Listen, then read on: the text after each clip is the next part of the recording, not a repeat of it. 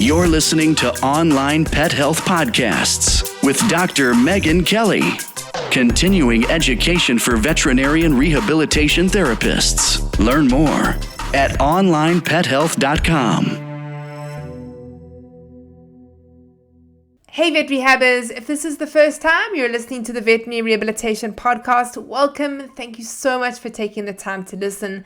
Please hit the subscribe button and get notified every Wednesday when I release my next episode.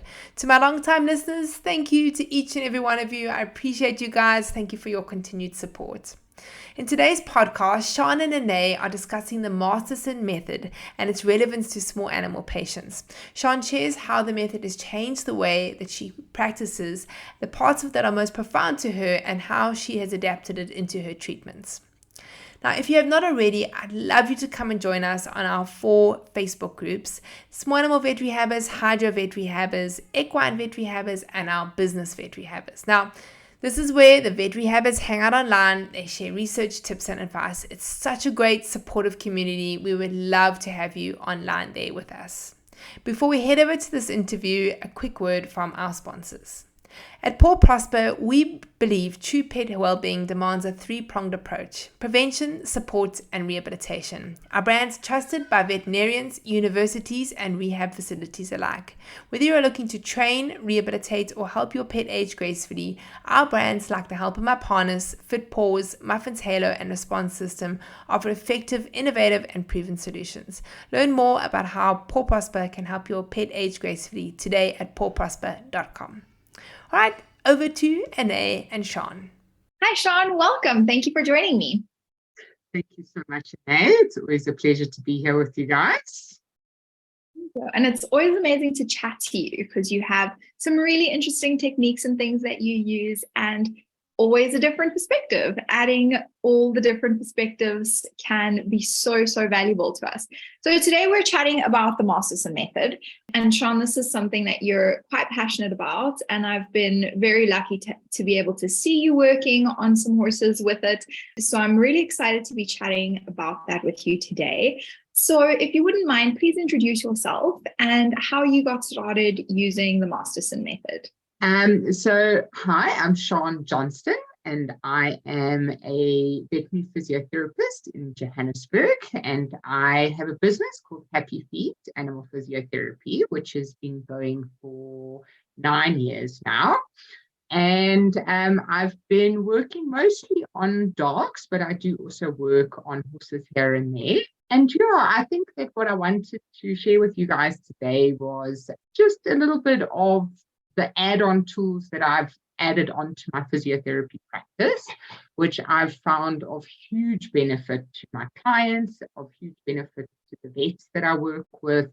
I think that it's been very helpful adding in these different techniques. So the technique that I use mostly on my animals these days is called the Masterson method, which is literally something that when I learned about it, changed my life. It changed the way that I see things. It changed the way that I work with animals.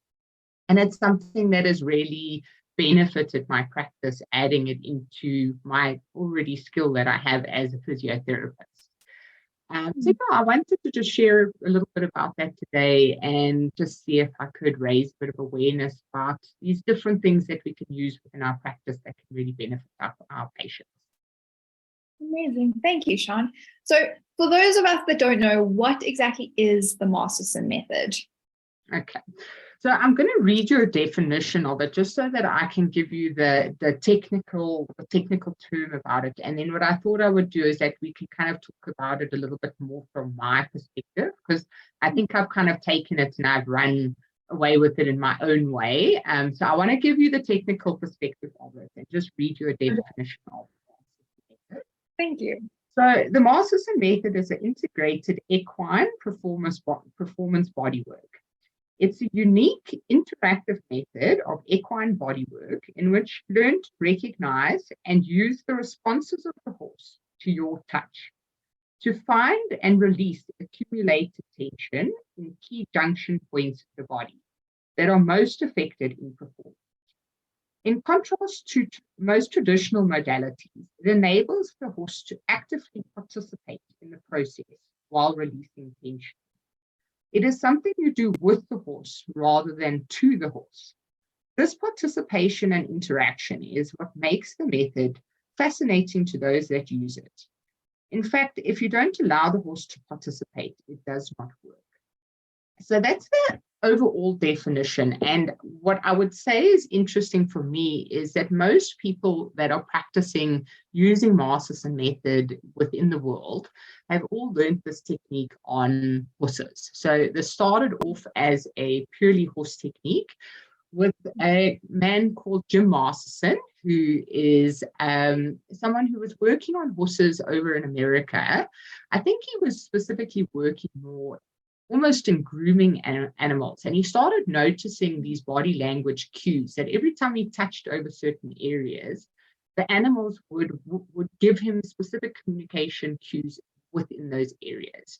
So he started to basically recognize these patterns of communication and how these animals are able to communicate back to us about how they're feeling over certain areas. So it's really something that's quite special within a consult when you're working with an animal, particularly if they're not too sure what's going on with the animal. And they're kind of saying, I wish the animal could actually just talk to us. Can they tell us how they're feeling in these areas? Can they tell us how they're feeling?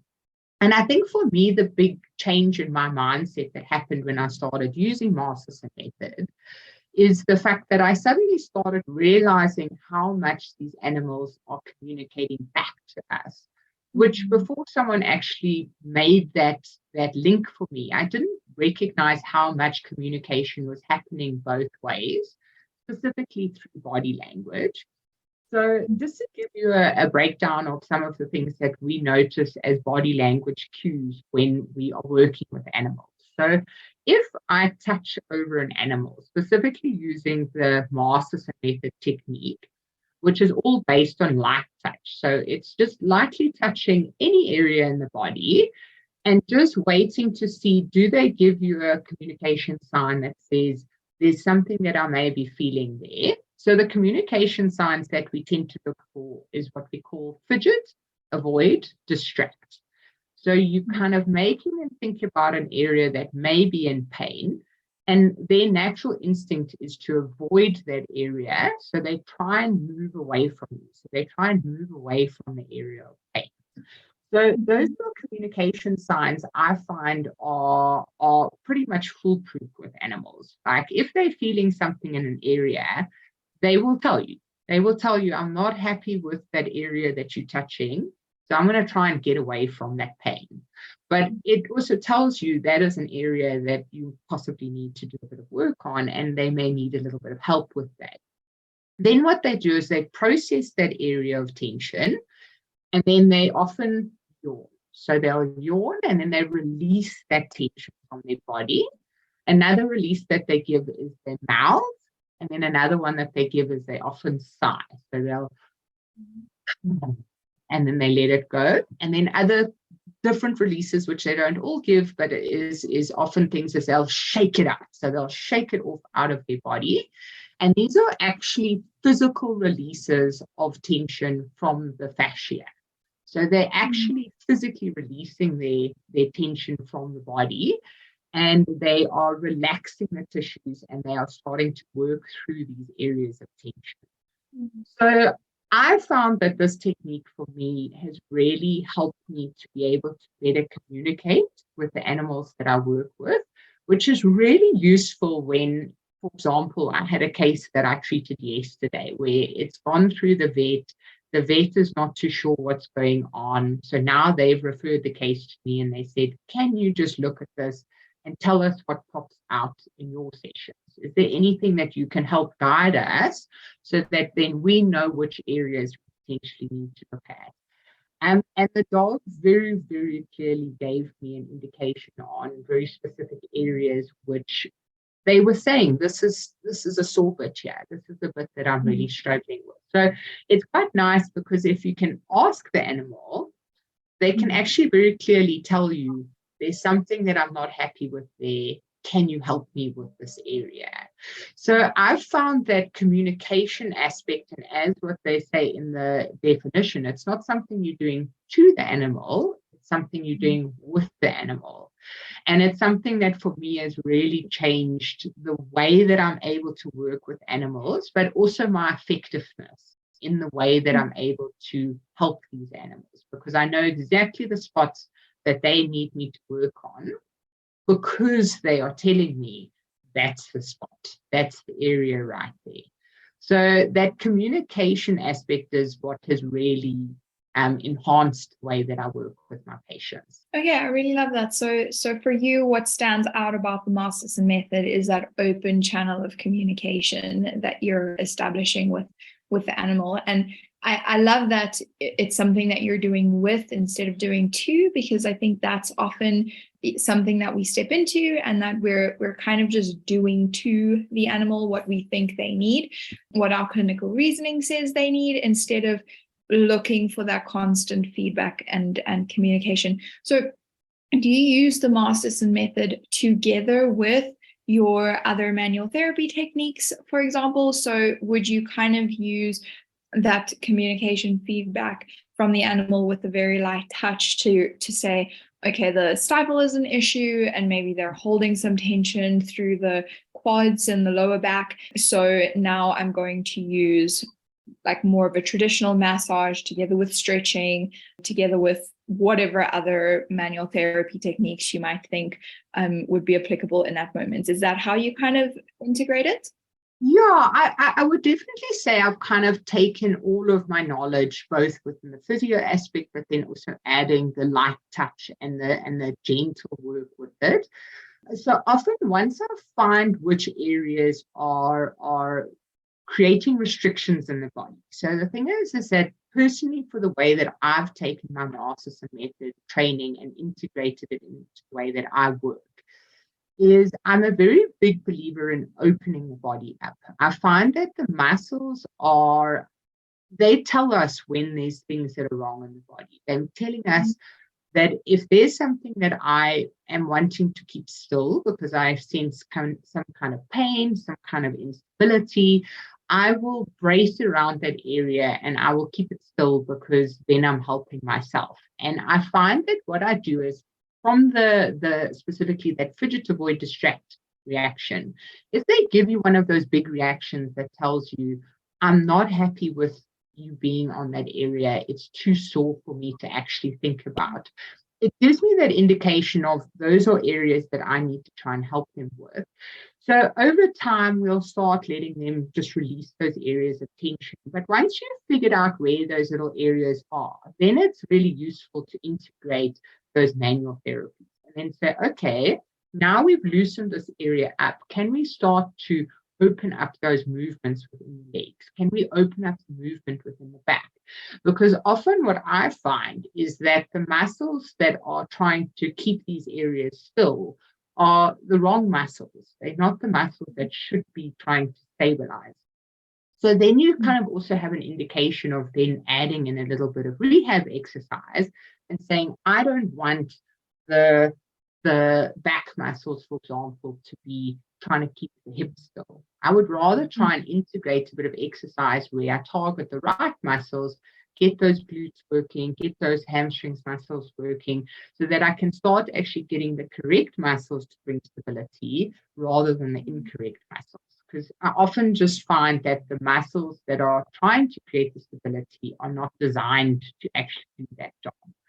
So I find that just adding in, opening that movement up of the limbs, trying to get everything so that it can work in a way that it should be working, and then adding in that rehab exercise, I think then we can start to really get that body working the way that it should be working, but it's kind of doing the wrong things at the wrong time. So I find that I definitely work within all these different techniques, and I definitely integrate them all into each other. But it's really helpful being able to actually ask the animal, how are you feeling?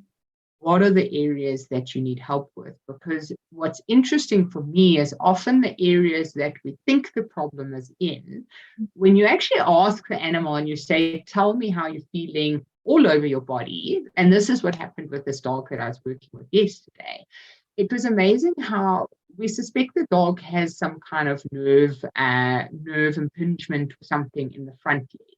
But then I was working on the dog, and every single time I was working over the dog's lumbar spine, the dog was reacting. So, everyone's looking at the front limb, but nobody's actually noticing that there's something going on much lower on down in the spine, that if we want to maybe try and help the front limb, maybe we need to try and help that area in the lumbar spine as well.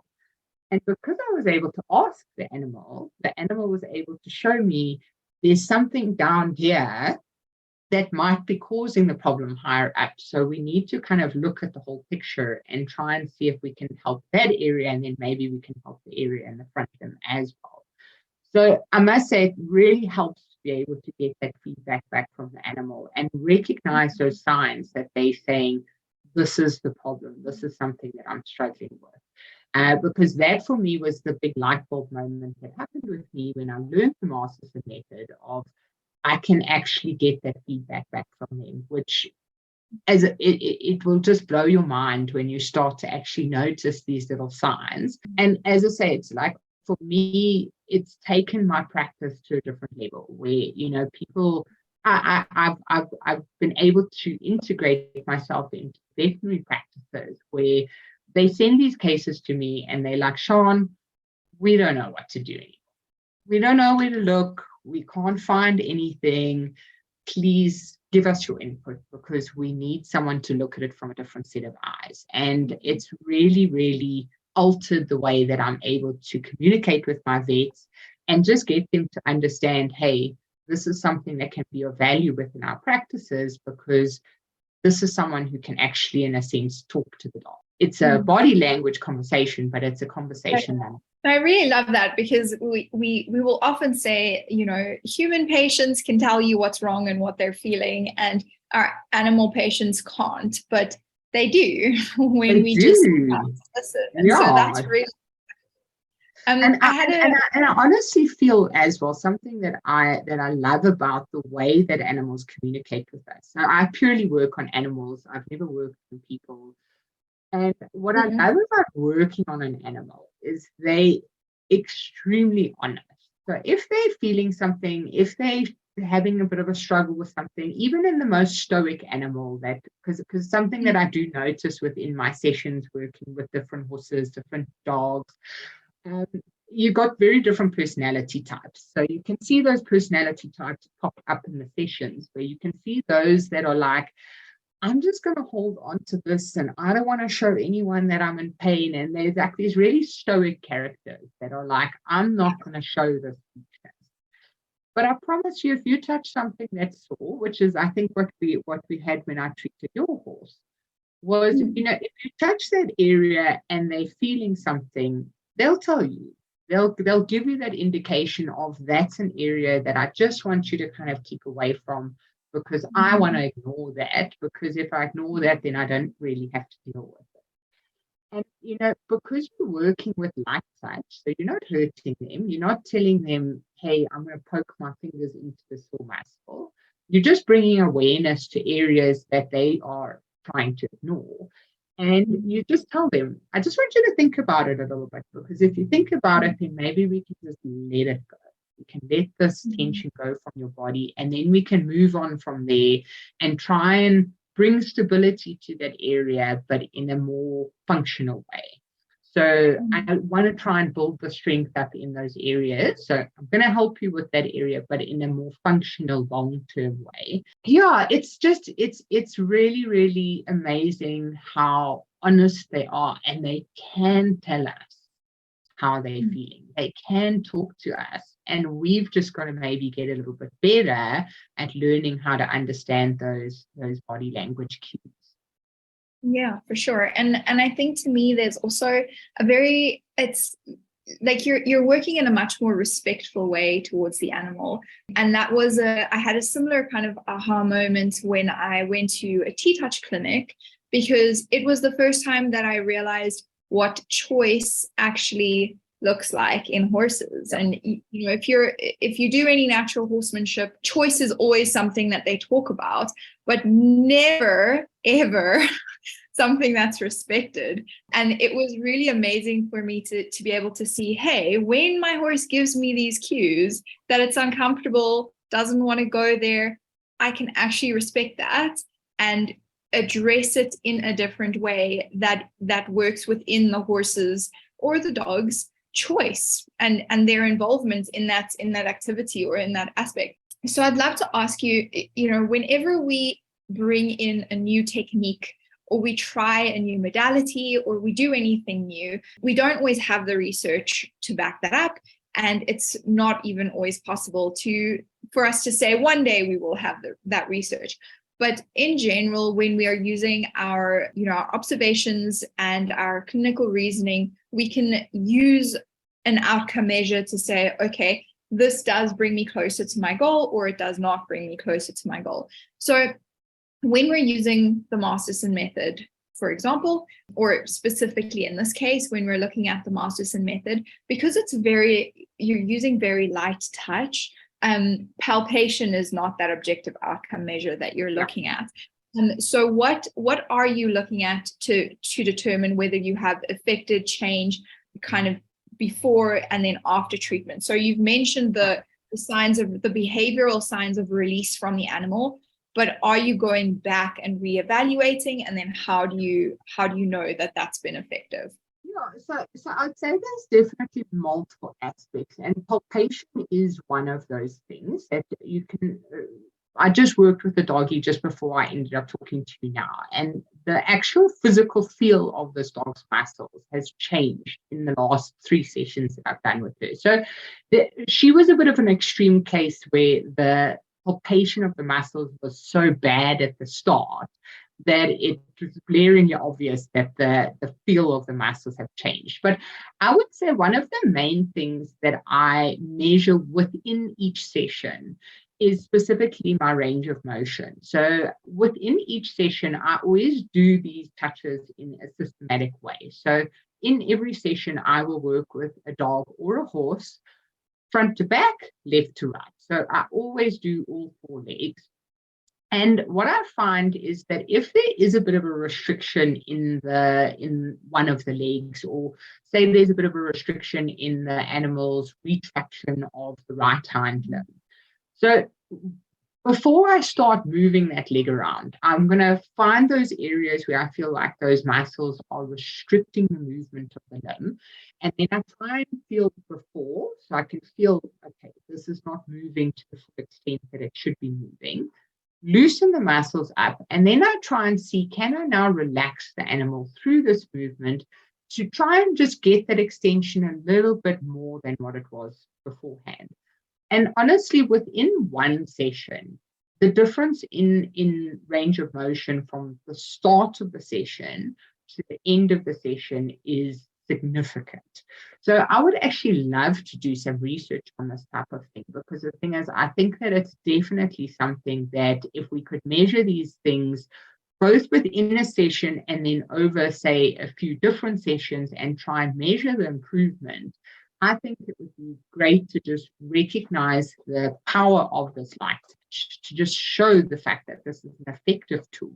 It's something I'm very interested in doing some kind of research in at some point, because I think that it would show its value very, very significantly. So I probably use range of motion a lot, but the thing is, what's interesting for me is the difference you can make within that one session. That's what makes this so significant to me, in the fact that people, they can see when the animal leaves, like the animal was moving in a very restricted space, and then by the time you leave, they are actually holding themselves completely differently, because you've actually opened the body up and you've allowed the body to function in a more balanced way. So I would say probably the main one that I use as my measure is range of motion, but keeping in mind that that's range of motion within the session itself. Okay, I love that. Thank you. So you mentioned that this is an equine technique that was developed in horses, and you've kind of brought that into the canine world. Yeah, I really love that, because I think there are a few places where the equine world is kind of leading and the canines are following, and there are some other areas where it's the other way around. So I'm really excited that you have integrated this method and this technique into the canine into canine rehabilitation. So if someone wanted to learn more about doing this and using this for their canine patients, how would you suggest they go about that? So what's interesting is, so when I did my Masterson method certification, so I completed my certification, I think it was now 4 years ago, we had Jim Masterson coming out from America, who came and taught us the technique, came and he mentored us, and then he came and completed our certification with us when we all qualified. And I mentioned to him quite a bit when I was talking to him that I was like, hey, I've been taking these techniques that you taught me on horses, and I've been playing around with them with cats and dogs. And I noticed very specific body language cues that are the same as what we notice in the horses, but the dogs and the cats are doing exactly the same thing. So, when I learned this, and most of the people out there that are qualified are doing this on horses. So this is something I've kind of now almost self-taught myself in the canine world, but using the framework that I learned on horses. And it's almost in some sense a little bit easier doing it on a dog because you can lie the dog down flat and you can really move and manipulate those legs around and get a good feel. But what they've done since then is, I think Jim Masterson was actually so interested in the fact that this can be used by other animals that he's gone and created a whole book that can now be used on dogs. So now there is both the equine version and there is a canine version of the technique, which he's now gone and explored it on the canine world.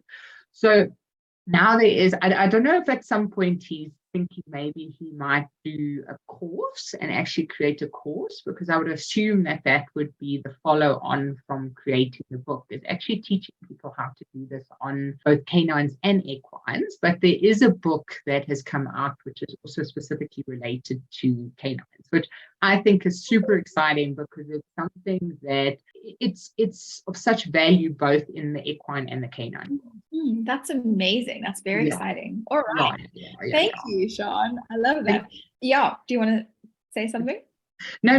As I say, for me, the big thing is just being able to add these little pieces of knowledge into what we already know. Like, I'm such a big believer in, yes, I'm a physio and I work within the physiotherapy world, but learning these different things, and I've got such a thirst for knowledge in different techniques that can always make me better as a physio. And I think for me, one of the big things today, whether it's T-Touch, whether it's Masterson method, any of these different techniques that we can use that can help us be better physios, I think that it's of such value to just keep opening our mind up to different ways of doing things, because my experience with adding Masterson method into my practice is it's made me a very unique but valuable practitioner, because I can kind of see things from a different angle than what many other people can do. So, if we can start piecing the different pieces of information together, each of these different things just makes us better as our work as rehab practitioners, as physiotherapists. So I think for me, one of the big things is just to keep opening our minds, to just keep allowing ourselves to expand as practitioners, because there's so much information out there that can help us be better within our work as physios and rehab practitioners. I really love that. And it's so, so true. And remembering that there is so much of our practice of what we're doing that is both science and art. And it's very easy for us to look at something like the Masterson method or T-Touch, where very light touch is used, and it's very much about communicating with the animal in front of you. And for us to kind of dismiss that as woo-woo, to use someone else's kind of term. But when we take a step back and we open our minds and we look at that, we can recognize the art in that. And I say art, it isn't really. There's so much science behind it, because the cues that the horses are giving, the feedback from the animal, all of that can be seen, measured, observed, understood. It's not just a feeling. Right. So I really love that. And we're working with the nervous system. The more we understand how the nervous system is working, the more these kind of pieces fit together for us of why this very light touch can have such a profound effect on movement, behavior, the tissue itself, the emotional state of the animal. All of these different components come together within the nervous system, and I find that extremely exciting. So to end us off, I would love to just mention that, the Masterson method is one of these things that have come from the equine industry and can be brought into the canine industry very effectively, with great results.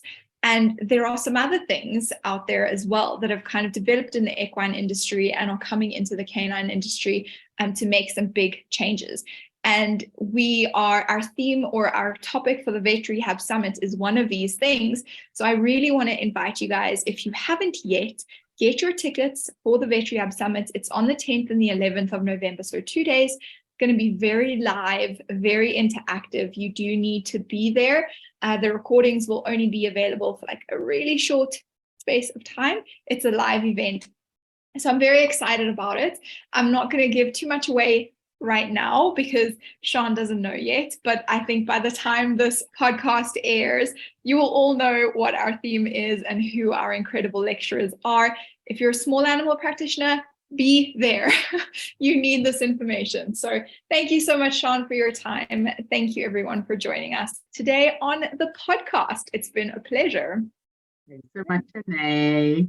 If you enjoyed this podcast, please hit the subscribe button so you get notified every time I load a new podcast. I'm here every week talking to vet rehab therapists from all over the world about all things vet rehab. A big thanks to our sponsor, Paw Prosper. Their sponsorship allows us to be able to give this podcast to you for free. Please go and check them out. You can go to pawprosper.com. Don't forget to bookmark the next Vet Rehab Summit. It's on Friday the 10th and Saturday the 11th of November. Come and be a part of the world's largest online veterinary rehabilitation conference. It's created specifically for you, the vet rehabber community.